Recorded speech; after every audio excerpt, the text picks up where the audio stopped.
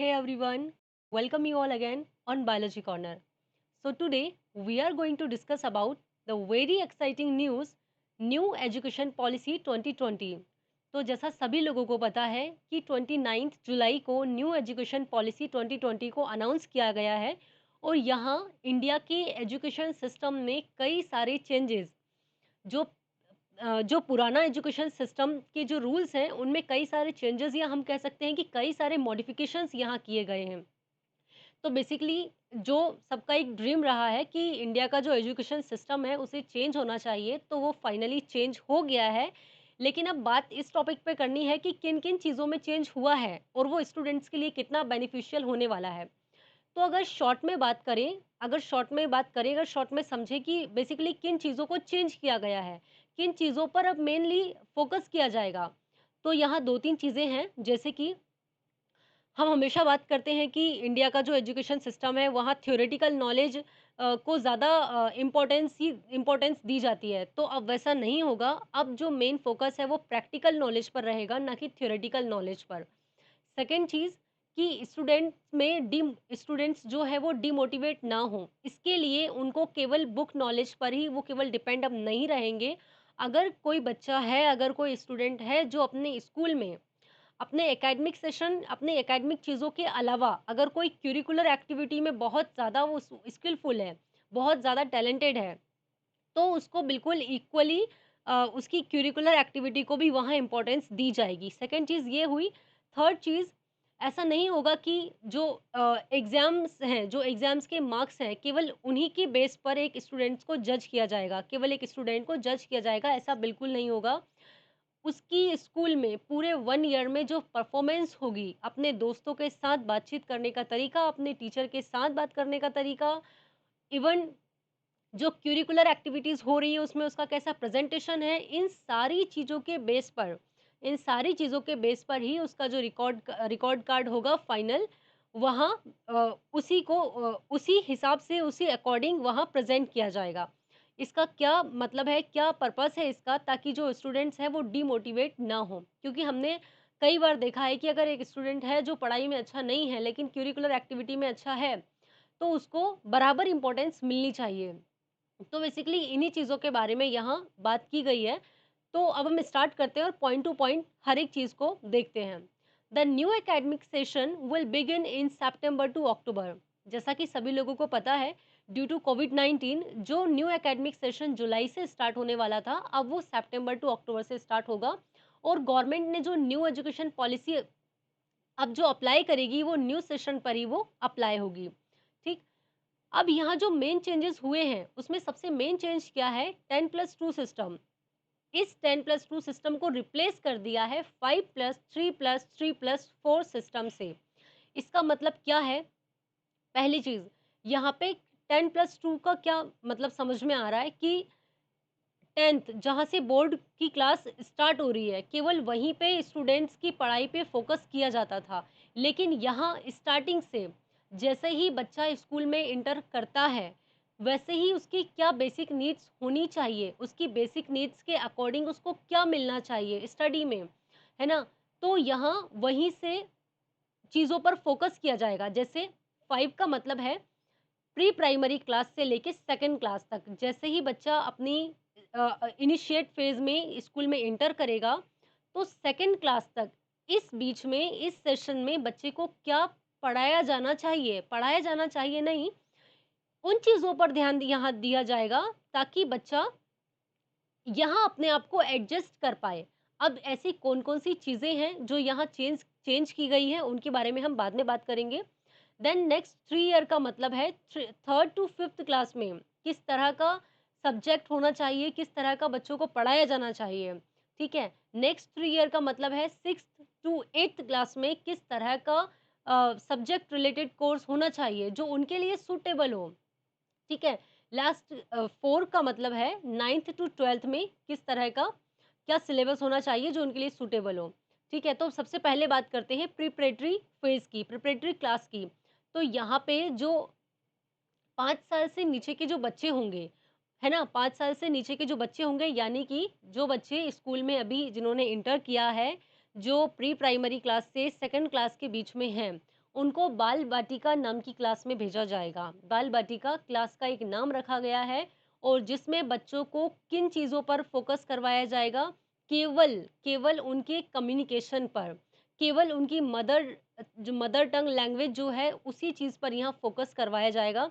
जो basic activities हैं उनसे वो चीज़ें करवाई जाएगी, ना कि उन्हें अलग-अलग स्टार्टिंग में बुक्स देकर डराया जाए, है ना? तो सबसे पहले उनकी बेसिक नीड क्या है कि वो स्कूल में आके अपने आप को एडजस्ट कर पाएँ। उसके आस-पास जो उसकी उम्र के जो बच्चे हैं, जो स्टूडेंट्स हैं, उनके साथ अपने आप को इंटरैक्ट कर पाएँ। तो इसीलिए इन तीनों चारों चीज़ों पर सबसे पहली फ़ेज़ में फ़ोकस किया जाएगा। नेक्स्ट बात करते हैं basic literacy and numeracy for children aged between 6 to 9 year. अब अगर बात करें कि सेकंड क्लास के बाद जब बच्चा थर्ड क्लास में एंटर करेगा तो थर्ड टू फिफ्थ क्लास के बच्चों को क्या पढ़ाया जाना चाहिए? तो यहाँ भी बिल्कुल बुक नॉलेज यहाँ से स्टार्ट नहीं होगा। यहाँ भी बच्चों को जो बेसिक एक्टिविटीज़ होती है, जो कम्युनिकेशन करने का तरीका होता है, जो इंट्रोड्यूस अपना एक-दूसरे से करने का तरीका होता है, उसी चीज़ पर फ़ोकस करवाया जाएगा। इसके अलावा बेसिक लिटरेसी जो है वो किस तरह अपने आप में कैपेबिलिटी अपनी अपनी कैपेबिलिटी के अकॉर्डिंग चीज़ों को सीख पा रहा है, उन चीज़ों पर फ़ोकस किया जाएगा। Then education of gifted children. अब हम देखते हैं कि हर एक क्लास में कोई ना कोई बच्चा ऐसा होता है जो बहुत ज़्यादा टैलेंटेड होता है। But because of their economic condition वो आगे ग्रोथ नहीं कर पाता है या आगे अपनी स्टडी को कंटिन्यू नहीं कर पाता है। तो ऐसे इस केस में जो गवर्नमेंट है वो स्टूडेंट को अपनी तरफ से कुछ फंड प्रोवाइड करेगी या जो भी अवेलेबिलिटी है वो उसे प्रोवाइड करेगी ताकि वो अपनी स्टडी को कंटिन्यू रख पाए। Vocational training from class 6। अब यहाँ वोकेशनल ट्रेनिंग का क्या मतलब है? बेसिकली क्लास 6 से जो होंगे वो स्टूडेंट्स अपने अलग-अलग सब्जेक्ट से इंट्रोड्यूस होंगे। जैसे साइंस, सोशल साइंस या मैथ्स या etcetera social science, etcetera subjects, ठीक है? तो हम कई बार देखते हैं कि हम अलग-अलग सब्जेक्ट्स पढ़ते हैं, बट जो बेसिक चीज़ें होती हैं, वो हम नहीं समझ पाते हैं। जैसे हमारे घर में कई सारी चीज़ें होती हैं, जैसे कोई इलेक्ट्रॉनिक चीज़ को कोई रिपेयर करना, इलेक्ट्रॉनिक मशीन को रिपेयर करना, जो एकदम बेसिक सी चीज़ होती है, जैसे कारपेंटरी सीखना या नल सुधारना, इन चीज़ों पर हम कभी फ़ोकस नहीं कर पाते हैं। तो क्लास 6th से ही इन चीज़ों की भी वोकेशनल ट्रेनिंग दी जाएगी। इसके अलावा प्रैक्टिकल नॉलेज दिया जाएगा हर चीज़ का, जो बुक नॉलेज से, बुक कंटेंट से अलग हट के होगा। साथ ही क्लास 6 से कोडिंग को भी इंट्रोड्यूस किया जाएगा, जो कि आगे के लिए बहुत इम्पोर्टेंट है। अब अगर बात करें 9th टू 12th एग्ज़ाम्स की, तो यहाँ भी कुछ बहुत बड़े चेंजेस हुए हैं, जैसे कि board exams can be conducted twice a year. अब अब से जो बोर्ड एग्ज़ाम्स होंगे, वो 1 साल में 2 बार होंगे। ऐसा क्यों किया गया है? ताकि जैसे ही बोर्ड एग्ज़ाम्स आते हैं, स्टूडेंट्स के ऊपर कई सारा बर्डन आ जाता है, कई सारी रिस्पॉन्सिबिलिटी आ जाती है। दूसरों की एक्सपेक्टेशन इतनी बढ़ जाती है उनके ऊपर कि वो बहुत अपने आप को मतलब लोड ले लेते हैं चीज़ों का। तो अब जो बोर्ड एग्ज़ाम्स होंगे वो 1 बार ना होके साल में 2 बार होंगे ताकि बच्चे जो है वो थोड़ा रिलीफ़ होके एक बार अगर वो बोर्ड एग्ज़ाम दे लें तो थोड़ा रिलीफ़ हो जाए, उनको एक आइडिया हो जाए एंड देन बेसिक लेवल पर देने के बाद फिर वो मेन लेवल को अटेंड करेंगे।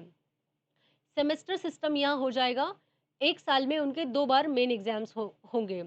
स्ट्रीम सिस्टम, अब जो स्ट्रीम सिस्टम पहले होता था, जैसे कि 10th के बाद हमें कोई सब्जेक्ट, कोई स्ट्रीम को सिलेक्ट करना होता था। जैसे यदि हमने बायोलॉजी सब्जेक्ट चूज़ किया है, तो बायोलॉजी के साथ हमें केमिस्ट्री और फिज़िक्स पढ़ने को मिलता था। लेकिन अगर इन तीनों सब्जेक्ट के अलावा अगर हम कॉमर्स का कोई सब्जेक्ट पढ़ना चाहें या आर्ट्स का कोई सब्जेक्ट पढ़ना चाहें, तो हमें ऐसी कुछ फैसिलिटी प्रोवाइड नहीं हो पाती थी। बट अब क्या होगा? अब ये सिस्टम जो है स्ट्रीम सिस्टम ये एंड हो चुका है। अब अगर हमें बायोलॉजी हमने ली है, केमिस्ट्री, फिज़िक्स के साथ हम चाहते हैं कि हम आर्ट्स का भी एक सब्जेक्ट पढ़ें या हिस्ट्री पढ़ें या कोई और सब्जेक्ट पढ़ें, ज्योग्राफी पढ़ें, तो हम अब वो चीज़ पढ़ सकते हैं। इवन 11th-12th में ही नहीं बल्कि फर्दर स्टडी में भी हम उन्हें कंटिन्यू रख सकते हैं। तो ये भी एक यहाँ बड़ा चेंज हुआ है। Equal importance of curricular activity. This is also one of the most important change, जो क्या है कि जितना इम्पोर्टेंस हम पढ़ाई को अभी तक दे रहे थे, है ना?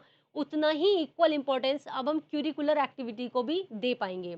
जैसे यदि कोई बच्चा अगर पढ़ाई में उतना ज़्यादा टैलेंटेड नहीं है और अगर करिकुलर एक्टिविटी में बहुत ज़्यादा उसकी स्किल्स हैं, तो उसके रिपोर्ट कार्ड में दोनों की ही इक्वल इम्पोर्टेंस होगी। जितना ज़्यादा उसके ग्रेड्स की इम्पोर्टेंस होगी, उतनी ही ज़्यादा उसकी करिकुलर एक्टिविटी की भी इम्पोर्टेंस होगी। कैसे? 360 degree holistic report card. 360 degree holistic report card का मतलब क्या है कि बच्चे का जो रिजल्ट बनेगा, बच्चे का जो रिपोर्ट कार्ड बनेगा वो 3 लेवल में बनेगा। और ये 3 लेवल कौन-कौन डिसाइड करेगा? जो फर्स्ट लेवल होगा, उसमें बच्चा खुद अपनी परफॉर्मेंस को डिसाइड करेगा। सेकंड लेवल में उसके जो फ्रेंड्स होंगे, क्लासमेट्स होंगे, वो डिसाइड करेंगे एंड थर्ड लेवल में जो होंगे वो टीचर्स उसकी परफॉर्मेंस को डिसाइड करेंगे और उन तीनों ही लेवल के अकॉर्डिंग उसका रिपोर्ट कार्ड बनेगा। और इस रिपोर्ट कार्ड में केवल बुक कंटेंट या केवल जो एकेडमिक चीज़ें हैं, जो सब्जेक्ट के मार्क्स हैं, केवल वो इंक्लूड नहीं होंगे, बल्कि इसके अलावा जो वोकेशनल ट्रेनिंग है, जो करिकुलर एक्टिविटी परफॉर्मेंस है, इन सारी चीज़ों को भी इंक्लूड किया जाएगा। ठीक है? जैसे हम अपनी प्रोफ़ाइल पर सारी चीज़ों को लिखते हैं, बिल्कुल उसी तरह रिपोर्ट कार्ड अब पुराना रिपोर्ट कार्ड ना बन के एक नया पूरा सिस्टम यहाँ तैयार हो रहा है और उसी अकॉर्डिंग अब हमारा रिपोर्ट कार्ड तैयार होगा। E content in regional language. Basically 8th class तक तो ये तय हो चुका है कि हम अपनी मदर टंग लैंग्वेज में स्टडी कर सकते हैं। बट अगर फर्दर भी हम करना चाहें अपनी मदर टंग लैंग्वेज में, तो हम बिल्कुल उसमें कंटेंट हम इज़िली ले सकते हैं, वो हमें प्रोवाइड हो जाएगा। तो ये कुछ चीज़ें थी जो यहाँ चेंजेज़ हुए हैं, मॉडिफ़िकेशन हुए हैं, इनके बारे में हमने यहाँ बात की है। So thank you so much and congratulation much.